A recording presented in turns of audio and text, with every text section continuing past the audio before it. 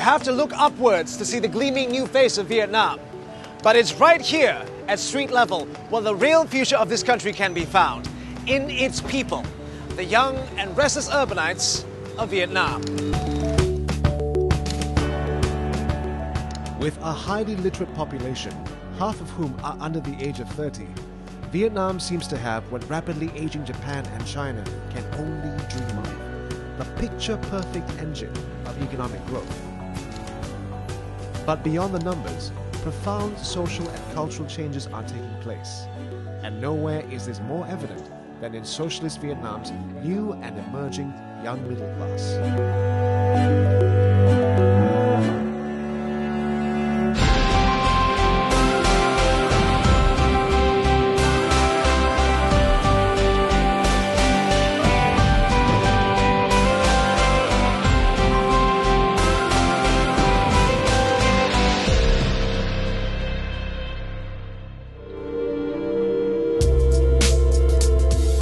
It's been some 20 years since the Socialist Republic embraced market reforms. And under the loving, watchful eyes of Father Ho Chi Minh, the country's young people have come into their own. In the past 3 years, hip-hop has slowly but surely moved from the margins to the Communist Party-sanctioned mainstream. And for 20-year-old university student Ho Hong, the attraction is crystal clear. Hip hop không những đại diện về sự tự do mà nó còn tạo cho mình một cơ hội để thể hiện cá tính, thể hiện bản thân của mình. Em nghĩ trong văn hóa của phương Tây thì có rất nhiều cái tốt vì họ hiện đại hơn và đi trước mình, và lối sống của họ thì cũng thoáng và có vẻ dễ dàng hơn so với người phương Tây, với người phương Đông. As Ho Hong and her peers embrace the freedom to pick and mix the best of Asian and Western values, they are boldly defining what it means to be a modern Vietnamese.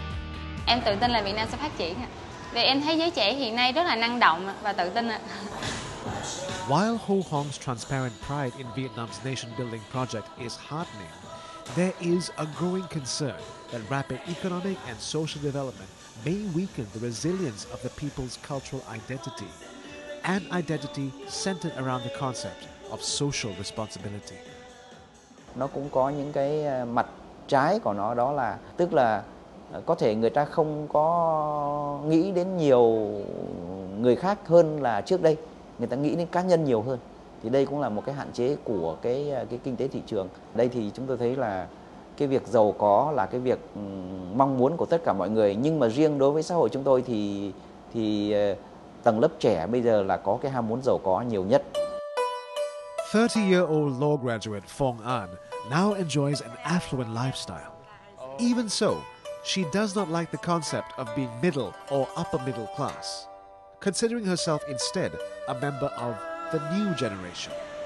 Though the market reforms have led to the formation of a middle class in Vietnam in the last decade, sociologists say that Vietnam still doesn't like to think of itself as a stratified society. So why do people call you the symbol of a new generation?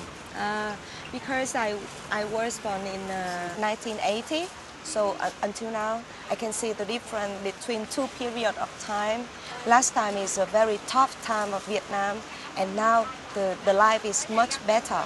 Thế hệ mới, new generation, because we see that the well-educated person working in a foreign company and earn more money and more enjoy the life. Phong An's parents sold shoes at a market stall, and so her story is one of many narratives of success, which drives the frenetic pace outside.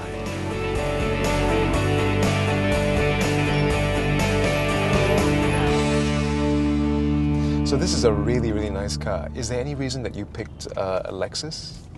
Just because I like Toyota very much, and then I tried to find a nice new car by Toyota, and this is Lexus.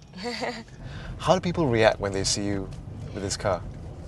My friend and other people like it very much, and they say, "Wow, It's a very nice car with a nice girl, right?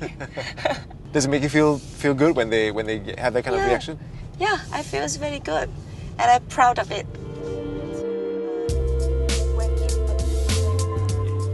Phong An's pride and joy cost the executive secretary and her businessman husband a cool $120,000 US. And in a city where the average annual income is $3,000 US, it is a conspicuous but increasingly common display of wealth. But for a people fearlessly on the move, the fancy car doesn't seem to breed resignation, but rather determination at what is eminently in reach. The hustle and bustle is never far away in Ho Chi Minh City, so it's nice to find an area of calm, a green oasis in the heart of the city. Of course, this one happens to be right on the steps of the newest, slazziest luxury shopping mall. Luxury boutiques are now a common sight in the historic heart of this city, thanks to Ho Chi Minh City's growing affluence. Though the extremes of poverty and wealth can still be startling, some simply consider it a more intense and Vietnamese version of keeping up with the Nguyen's, not the Joneses. Have you had an experience where someone judged you based on your appearance? Judged you by your t-shirt? Yes, sometimes. I attend my friend's birthday party, and she had many friends that I don't know. And when they see me with some luxury brand that I use, and they look at me a little bit strangely, and they try to keep distance, and they don't like to talk to me. Vietnam is a socialist society in rapid transition, and this discomfort with difference and talking about the markers of class and wealth may reflect the tensions of group divisions forming when once there was supposed to be none. Cái quy luật kinh tế thị trường nó phát triển là đương nhiên nó sẽ phân ra nhiều tầng lớp ở trong xã hội. Trong đó có những người giàu và có kẻ nghèo, đó là quy luật. Ở Việt Nam thì người ta không có xác định được là đâu là tầng lớp nào ở trong xã hội.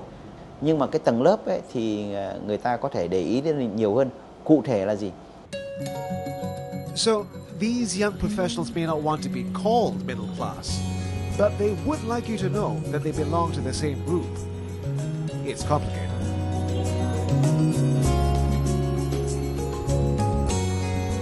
After a long shopping trip, coffee is just what the doctor ordered while I rest my aching feet. And Vietnamese street coffee is just about the best in the world. But apparently, this is the wrong place for me to continue my search for the middle-class professional.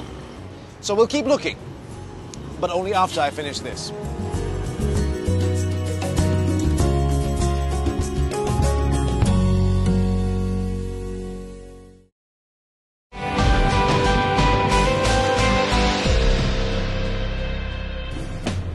Here in Ho Chi Minh City, my search to learn more about the new young Vietnamese middle class continues.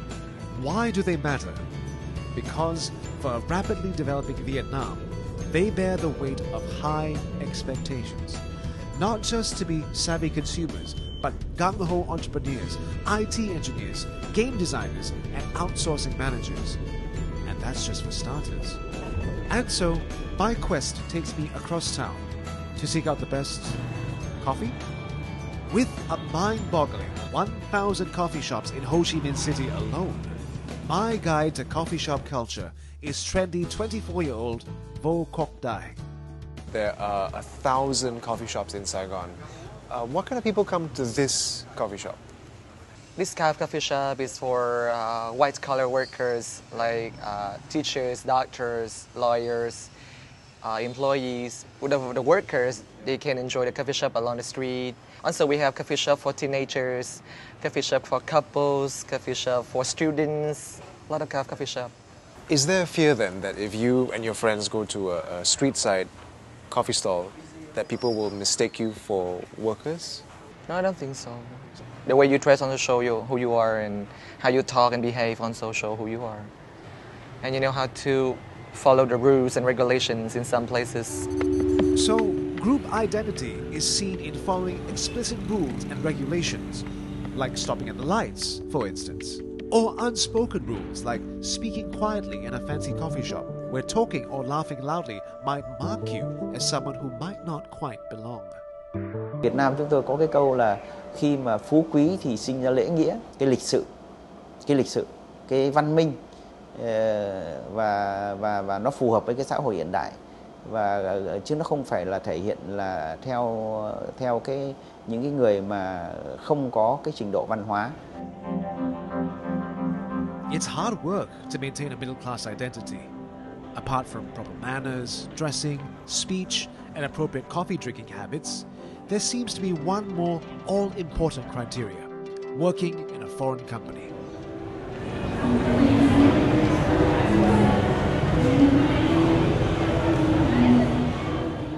Recruitment specialist Ms. Hong works closely with young Vietnamese graduates. And over the past 5 to 8 years, she's observed that the preference of fresh graduates for work at foreign companies has been unmistakable. It's almost, in fact, like a middle-class badge of honor. For one thing, to afford to dress and live a middle-class lifestyle in Ho Chi Minh City, one needs to earn about $1,000 a month. A fresh graduate at a local or state-run company may be paid a starting salary of just $30 to $40. At a foreign company, graduate wages start at $300. Apart from pay, another attraction is a dynamic work culture. Foreign organization, they're bringing a lot of developed working process, training and development. And the state run, we need to go through very strictly process. Maybe among a young professional group, they might find that you are working for the foreign company, you have a good pay, you are in the professional environment. So this makes them proud of themselves. The attraction of working in a foreign company goes beyond the pay and work culture and drills down to the level of values, incentives, and behavior. Working in a foreign company will make us become more motivated than working in local company. You can earn more money and you have to work more. You must be more motivated because you have to please your boss. You want to get the more achievement. Is there then a worry that the Vietnamese culture is being diluted or lost? I don't think so, because since we are in a university, we learn many things from others' culture, but we ourselves always keep one opinion that we join to the world, but we don't lose ourselves.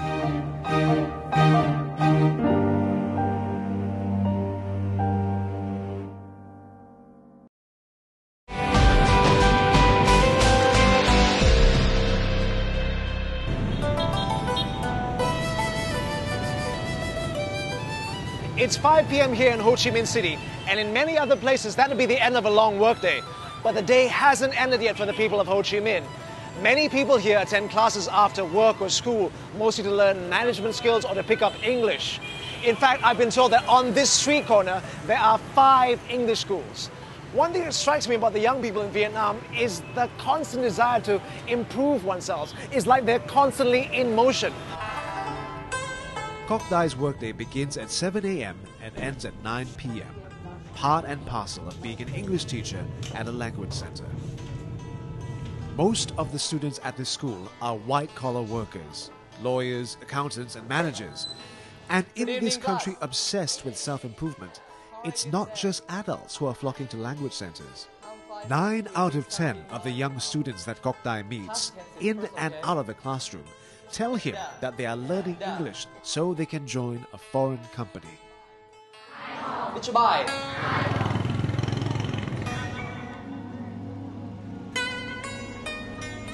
Even the dead, it seems, would rather have foreign currency.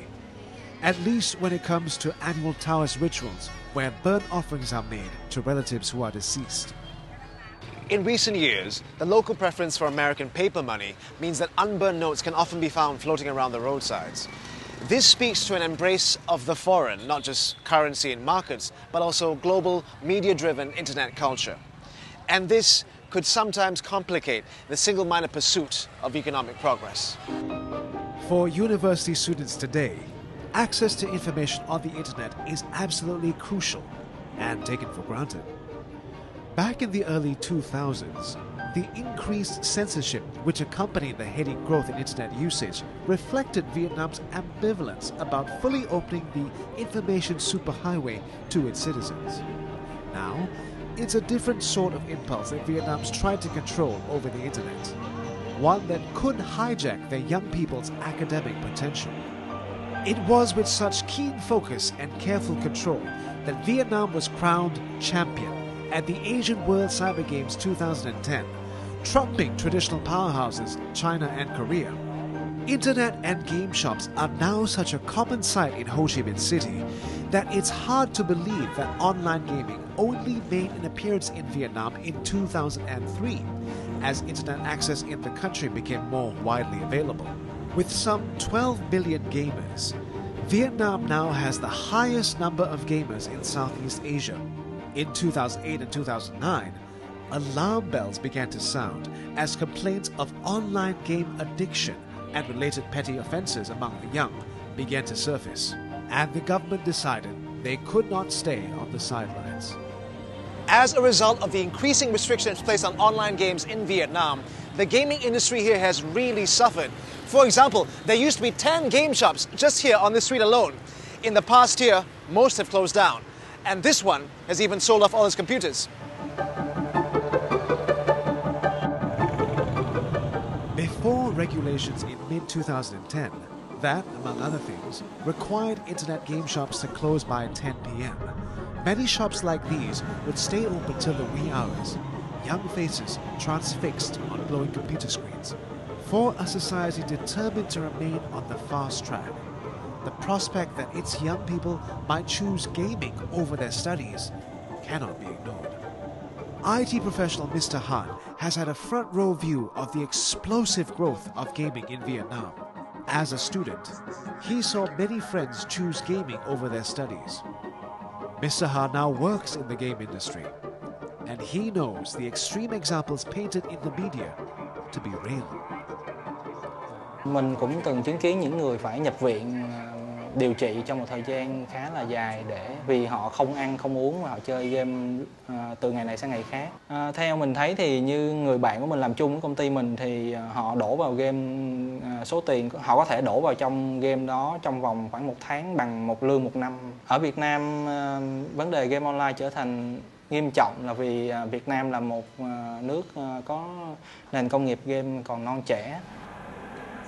In companionable silence, Mr. Han and his wife spend their weekday evenings pursuing their respective passions. And even as he defends the positive aspects of gaming, such as developing flexible problem-solving skills, he is aware of the deeper reasons why gaming may be addictive. For instance, the lure of making your dreams come true in the virtual world. Thì đơn giản là với một con người thì ai cũng có cái tôi và muốn chứng tỏ mình là người có khả năng. Thì có những người ta ở ngoài đời thực thì họ không tìm thấy được chính mình, tức là họ không chứng minh được là mình thành công, mình luôn luôn gặp thất bại. Chính vì cái thất bại đó họ mới mang vào trong game và họ muốn tìm đến cái thành công thông qua những cái thành công của game. It's still not clear who's winning the battle to control online games, as players and game producers find creative ways to get round government restriction. While the cat and mouse game continues, what's clear is that the promising Vietnam game industry can ill afford to lose. Domestic game suppliers generated over $130 million in revenue in 2008 alone, accounting for over 70% of the country's content service industry. The stakes are high. The hypnotic energy of Ho Chi Minh City at night can cast a spell as deep as any online game. So much so that the soul-searching about online game addiction and the trance-like state it induces may go deeper than worries about wasted educational chances. to circle back to the question of how carefully directed and controlled the aspirations of youth can be in a more open economy. For Ho Hong, a bright student at one of Ho Chi Minh City's best universities, the past 3 years have been an exercise in balancing her middle-class parents' aspirations and her own hip-hop. The daughter of state-employed professionals, Ho Hong grew up well off. She knows they want her to stay solidly in the middle class. She, however, wants to be a dancer.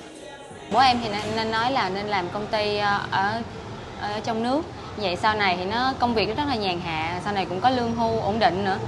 Nhưng mà mẹ em nói nếu mà em muốn thử sức những công ty nước ngoài thì cũng tốt thôi. Ho Hong's recent achievements in dancing have won her parents over for now.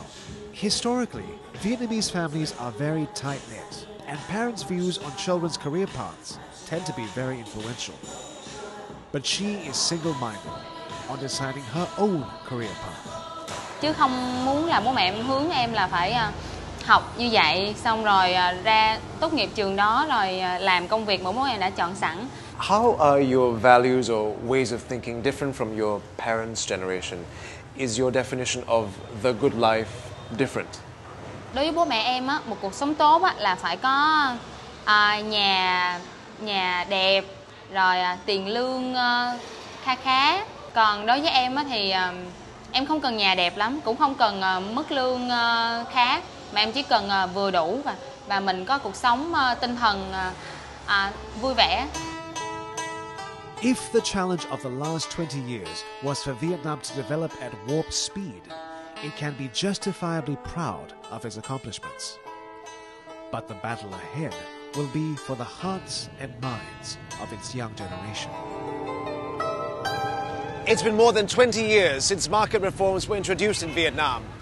Back then, the Communist Party said that the matter of youth was, and I quote, a matter of life and death. Whether Vietnam would achieve prosperity, a place on the world stage, and whether the Vietnamese revolution would continue firmly on the path of socialism. Today, those questions seem even more relevant. My journey through Vietnam has been nothing but fast-paced. So, for now at least, I think I'm going to take it slow.